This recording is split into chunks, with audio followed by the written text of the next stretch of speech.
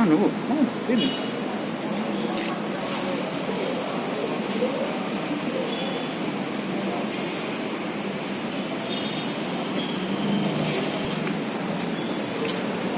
Tutup pintu.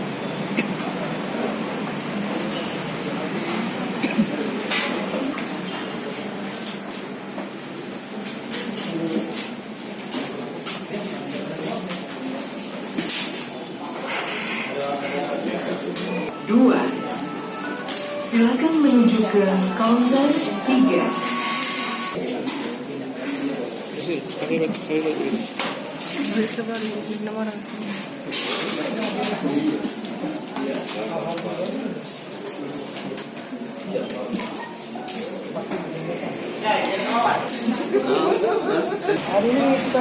Hari ini kita sesuai dengan ketentuan pasal 480 Undang-Undang 7 2017, kami dari tim JPU telah melimpahkan perkara tindak pidana pemilu atas nama Eftiani ke Pengadilan Negeri Palembang untuk diproses untuk persidangan 7 hari ke depan.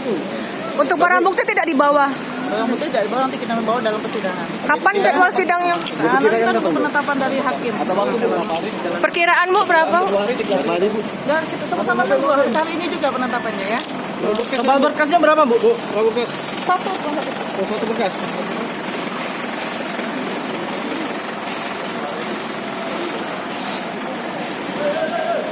Itu Mas. No, ikut.